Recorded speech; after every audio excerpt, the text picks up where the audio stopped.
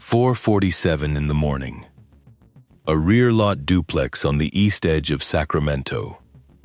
U.S. Marshals cracked the back door with a hydraulic ram. Inside, 7 young women, ages 22 to 28, recovered from a partitioned basement behind a false utility panel. They had been held for 112 days. 3 fugitives, 1 modified pistol, and a dismissed court case that was never supposed to surface again. The operation lasted 11 minutes, but the chain that led federal agents to that duplex started 6 weeks earlier, with a single line in a returned property inventory that nobody thought to read. This is how a dismissed case became a rescue.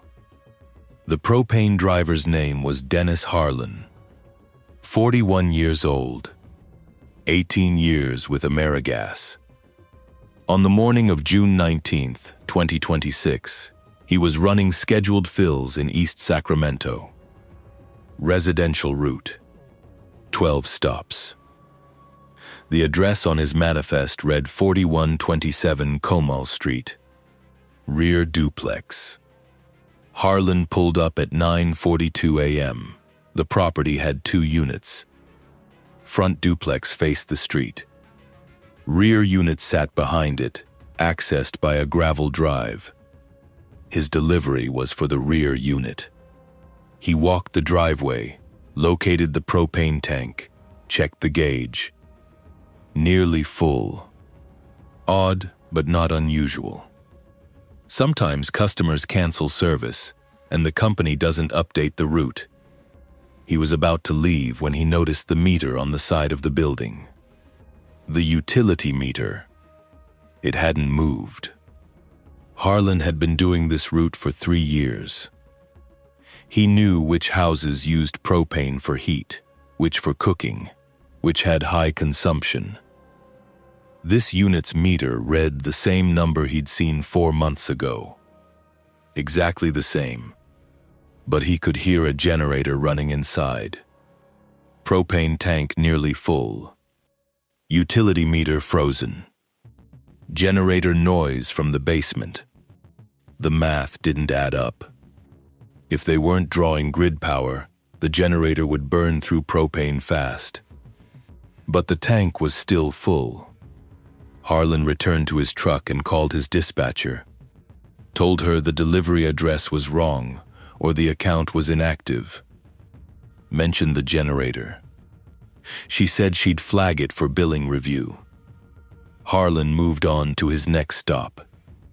That call sat in an AmeriGas service queue for 2 days. On June 21st, a billing clerk noticed the account was active and current.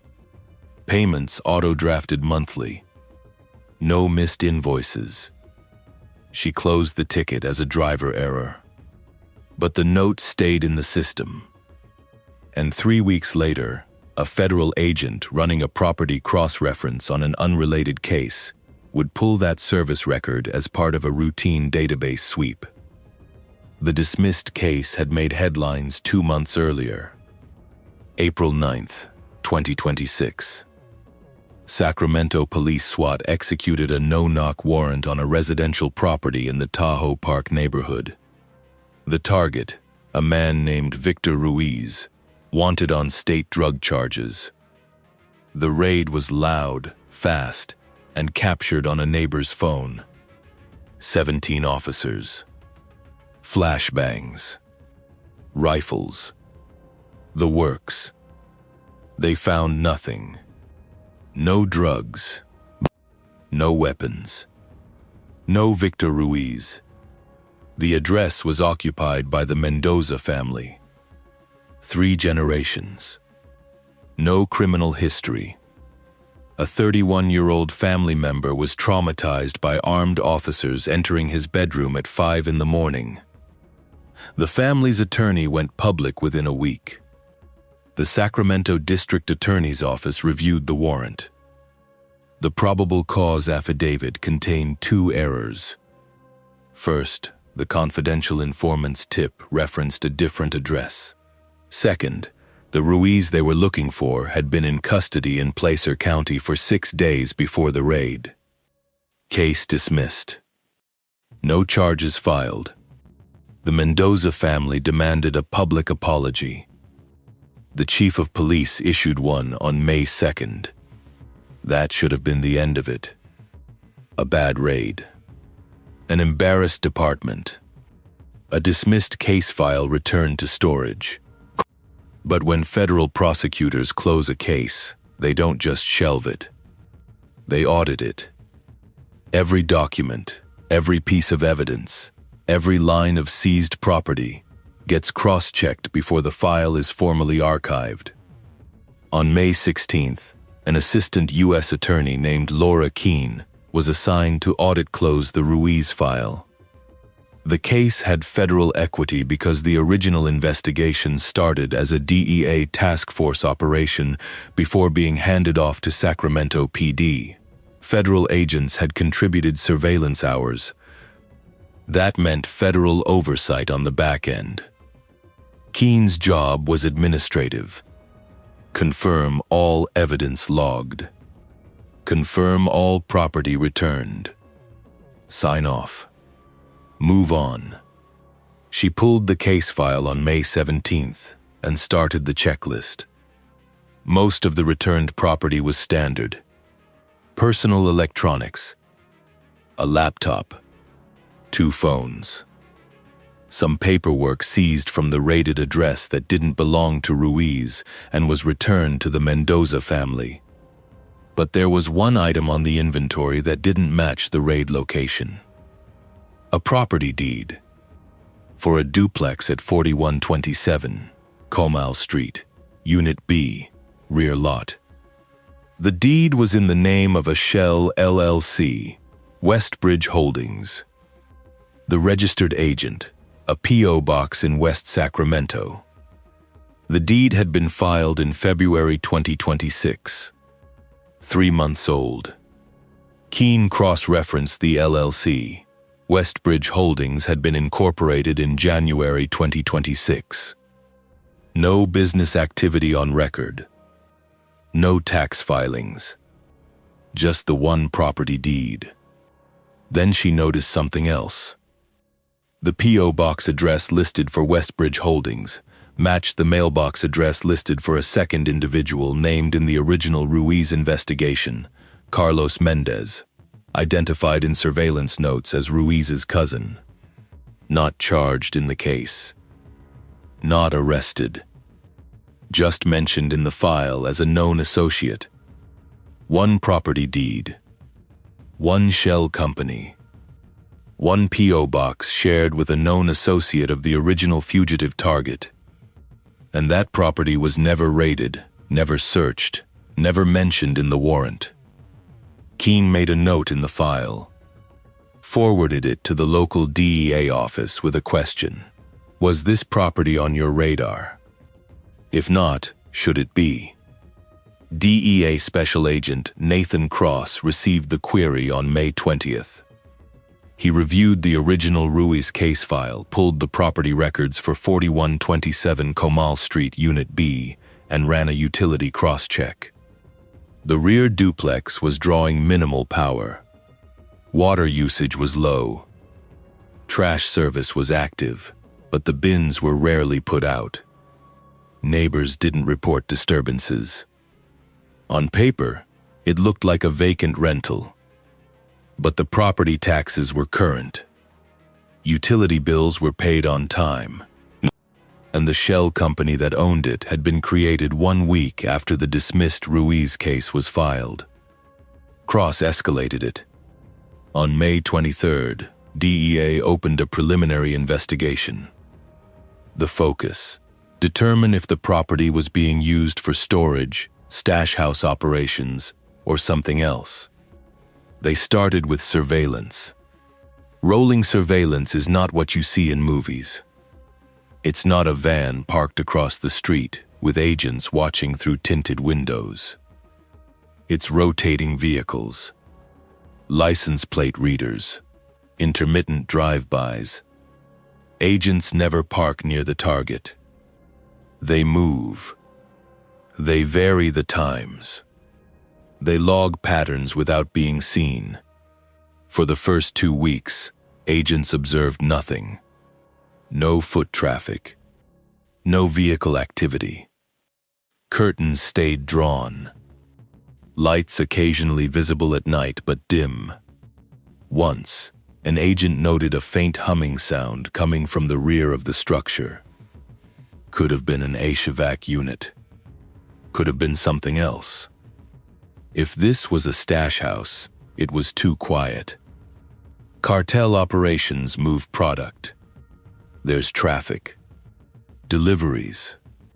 Pickups. Short visits at odd hours. This property had none of that. It just sat there, blank and still. On June 10th, agents installed a pole camera 2 blocks away with a sight line to the duplex's driveway. The camera fed real-time to a DEA monitoring station. They watched for another 9 days. Still nothing. Then, on June 19th, the AmeriGas service ticket hit federal databases. Cross-referencing utilities is standard in federal investigations. Agents routinely pull power, water, gas, and telecom records on target properties. The DEA's database sweep flagged the AmeriGas note because it referenced the exact address under surveillance, 4127 Comel Street, Unit B. Cross-read the driver's report. Propane tank full. Meter static. Generator running inside. He ran the math. If the utility meter hadn't moved in 4 months, the property wasn't drawing grid power. If a generator was running, it needed fuel. If the propane tank was still full, the generator wasn't running on propane, which meant either the driver was wrong or the generator was running on something else. Or the generator wasn't running at all and the driver heard something else. Or someone inside wanted the grid disconnected. Cross elevated the case to the U.S. Marshals Service. By June 22nd, the investigation was a federal fugitive task force operation. The Marshals took operational command. DEA provided intelligence support. Sacramento PD was notified but kept at arm's length due to the optics of the original dismissed raid. U.S. Marshal Ryan Torres led the task force. 38 years old. 14 years with the Marshals. Specialized in fugitive apprehension and high-risk warrant service. Torres reviewed the case file and made a decision. They would not breach the property until they had confirmation of who was inside. Surveillance intensified. Agents monitored the duplex 24 hours a day. Thermal imaging showed heat signatures consistent with occupancy. Multiple bodies. No movement in or out. The rear unit's windows were covered with blackout material. The front duplex, by contrast, appeared vacant and had been on the rental market since March. On July 2nd, a trash bin was placed at the curb for the first time in 6 weeks. Agents waited until the truck passed, then retrieved the bin and searched the contents. Inside, fast food wrappers, disposable plates, plastic water bottles, and feminine hygiene products. Enough trash for multiple people over several days. No mail. No documents. Nothing identifying. Torres ran a background on Carlos Mendez, the known associate whose P.O. box matched Westbridge Holdings. Mendez had 2 prior convictions. 1 for identity fraud. 1 for operating a fictitious business. Both felonies. He'd served 18 months federal time and been released in December 2025. His last known address, West Sacramento. Parole officer reported he'd missed his last 2 check-ins. A warrant was issued for parole violation on June 5th, 3 weeks before the task force formed. Now the picture clarified. Mendez was a fugitive. The property was owned by a shell company he controlled. And someone was inside that duplex, off the grid, with no visible means of entry or exit.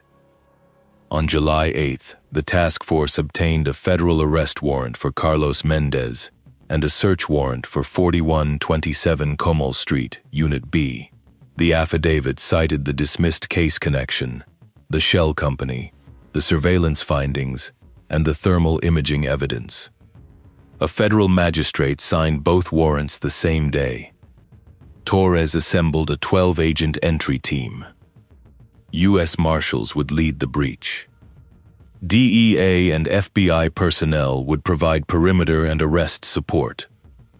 A second team would simultaneously execute a search warrant on Mendez's last known address in West Sacramento, 6.2 miles away. Medical personnel were placed on standby 2 blocks from the target. Sacramento PD SWAT was not involved. The plan: simultaneous entry at both locations. 4:45 a.m., minimal warning. Controlled breach.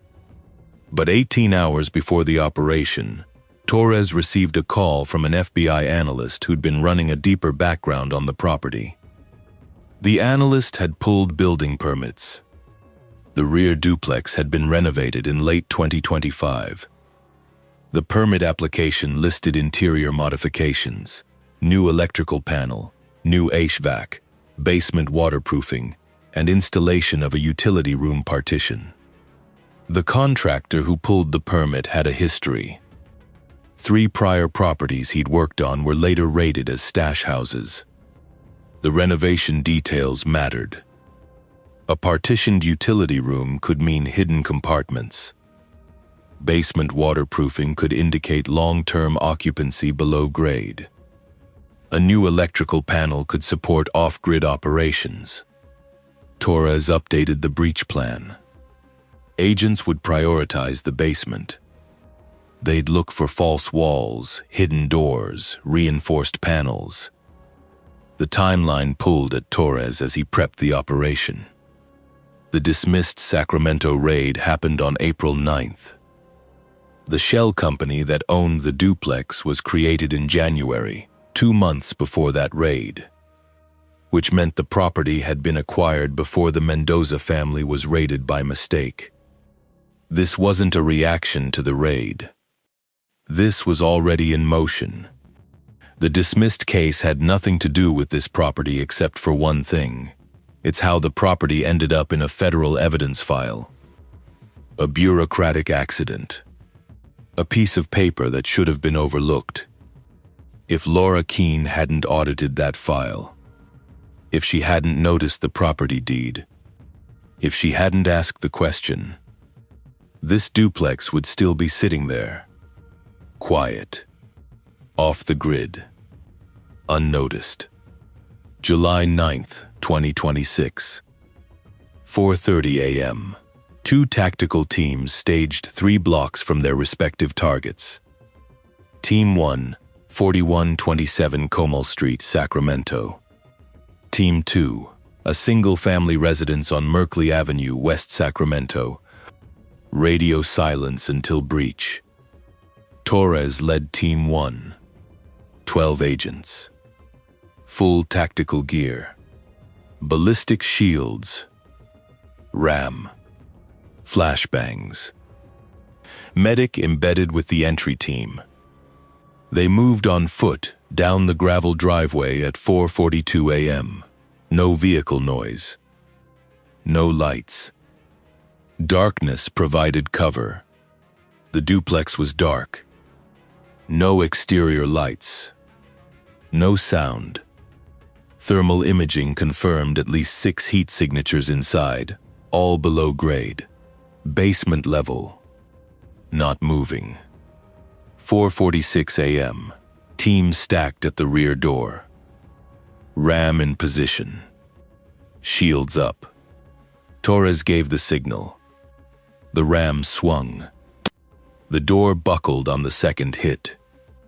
Agents poured in. The main floor was empty. Furniture covered in dust. No signs of occupancy.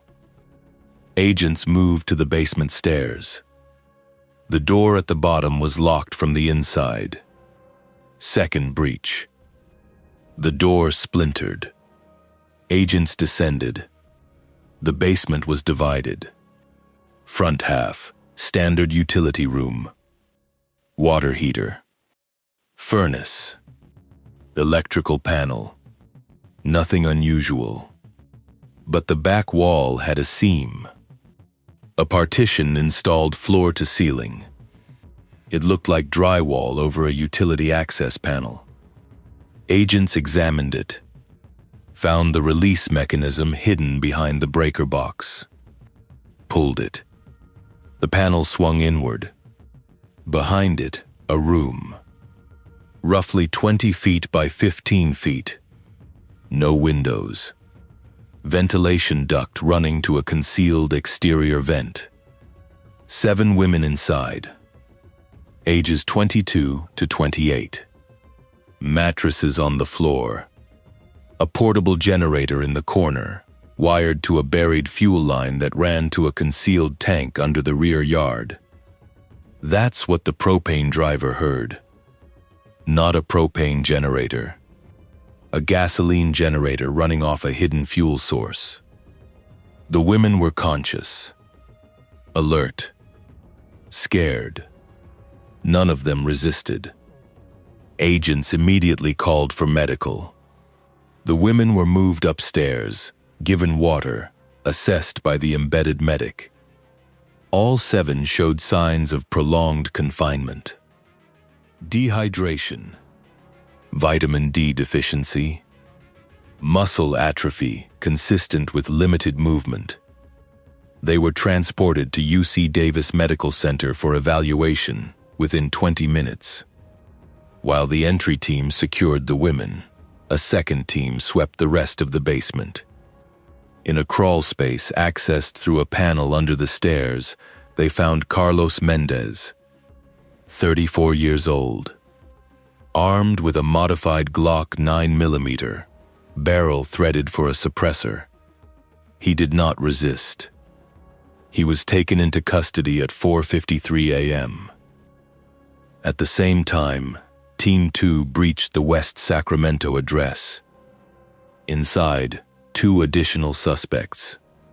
Victor Ruiz, the original target of the dismissed April raid, and a man later identified as Ramon Soto, Ruiz's brother-in-law. Both were arrested without incident. A search of the residence recovered financial records, burner phones, and a ledger documenting payments tied to the Comal Street property. By 5:30 a.m., all 3 suspects were in federal custody. The 7 women were under medical care. The scene was locked down. The investigation entered its next phase, identification and interviews. Over the next 48 hours, investigators pieced together the identities of the 7 women. All were U.S. citizens or lawful residents. All had been reported missing between February and April 2026. Their ages ranged from 22 to 28. They came from 5 different states: California, Oregon, Nevada, Arizona, Texas. How they ended up in that basement was a pattern investigators had seen before. False job offers, online ads for modeling gigs, personal assistant positions, travel opportunities. Women responded. Met someone in person. Were told the job required relocation to Sacramento. Housing provided.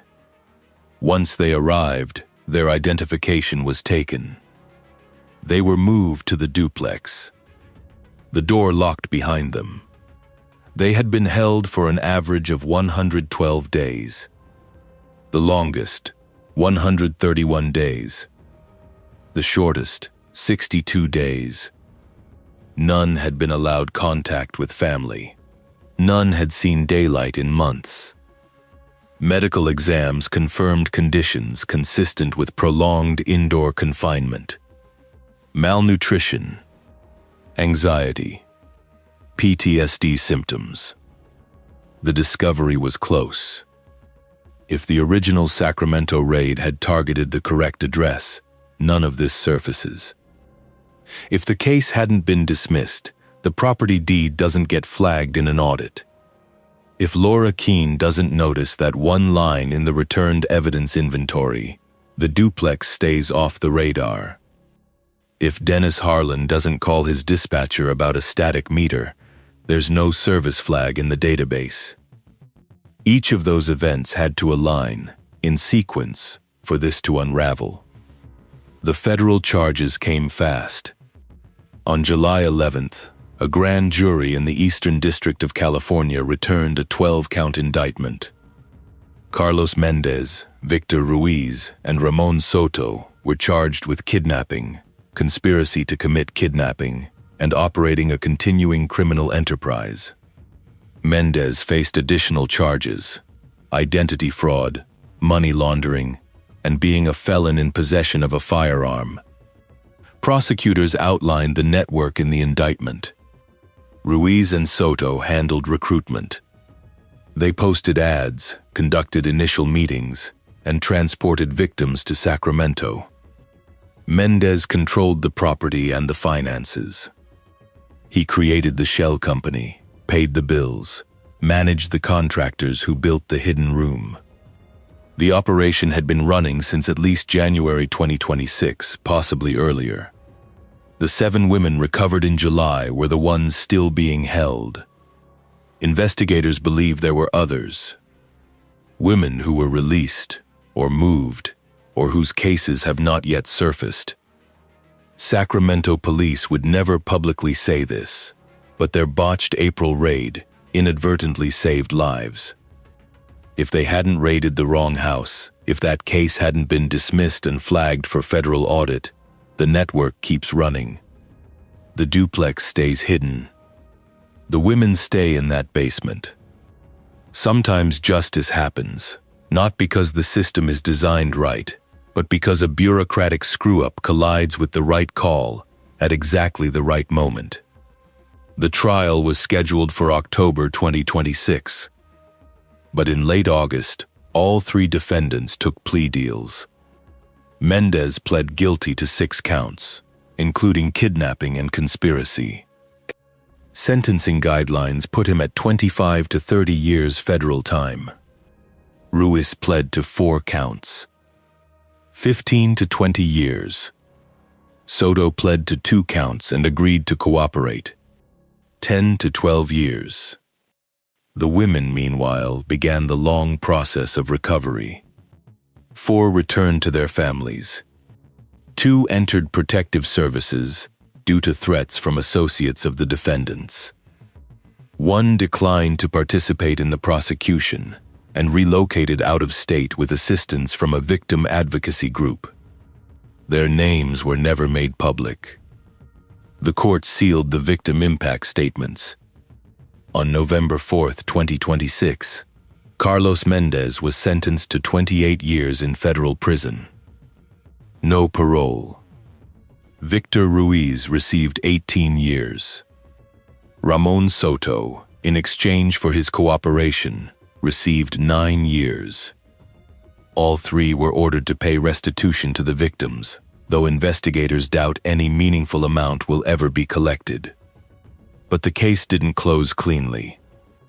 During Soto's cooperation interviews, he mentioned 2 other properties. 1 in Stockton, 1 in Modesto. Both were searched in September. The Stockton property had been vacated months earlier. Agents found evidence of prior occupancy, mattresses, restraints, documentation, but no current victims. The Modesto property was empty and had been sold in June, weeks before the Sacramento raid. To whom, and for what purpose, remains under investigation. Federal investigators believe the network was larger than the 3 men arrested.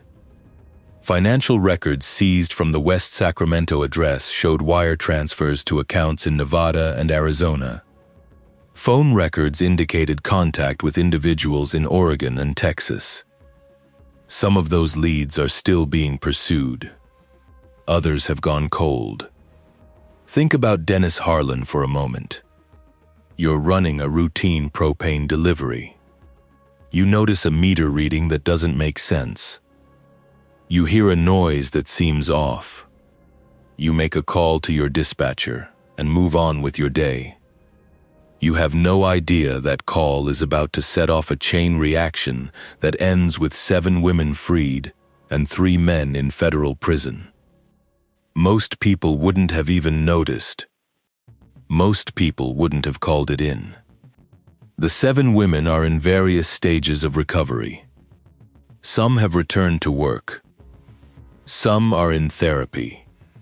Some have moved to new cities and started over. The court has kept their identities sealed to protect them from retaliation and media exposure. Their lives before this were ordinary. Young women with jobs, families, plans. What was done to them in that basement is a matter of medical record and court testimony. It will not be detailed here. The restraint is intentional. The horror lives in what is left unsaid.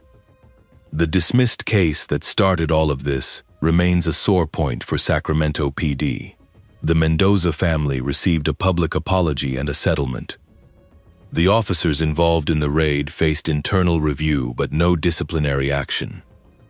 The department revised its warrant verification protocols. Whether those changes prevent the next mistake is an open question. What happened to the Duplex? It was seized under federal asset forfeiture. The shell company that owned it was dissolved. The property sat vacant through the fall of 2026. In December, it was auctioned. A developer bought it, tore down the structure, and submitted plans for new construction. The basement where 7 women were held for 112 days is now a concrete slab under a foundation that will someday hold condos. The investigation remains open. Federal agents are still tracking financial records, tracing contacts, following leads to Nevada and Arizona. Some of those leads will close cases. Some will open new ones. The network that operated out of that Sacramento duplex was not isolated. It was part of something larger. How much larger is still being determined. 3 men are in federal prison. 7 women are free. But the case file lists 11 missing person reports that match the recruitment pattern used by Ruiz and Soto. Women who responded to online ads. Who were offered jobs. Who relocated and then vanished. 4 of those cases are still open. The women have not been found. A line in a dismissed case. A property deed in an evidence inventory. A propane driver who trusted his instinct about a static meter. That intersection is what it took to break 112 days of silence. The system didn't save these women because it was built to. It saved them because a routine federal audit happened to find what no one was looking for. The network is dismantled. 3 operators are behind bars. 7 victims recovered. The pattern that made this possible, fake job ads, isolation, hidden compartments, shell companies, remains in circulation. This case closed. The vulnerability persists.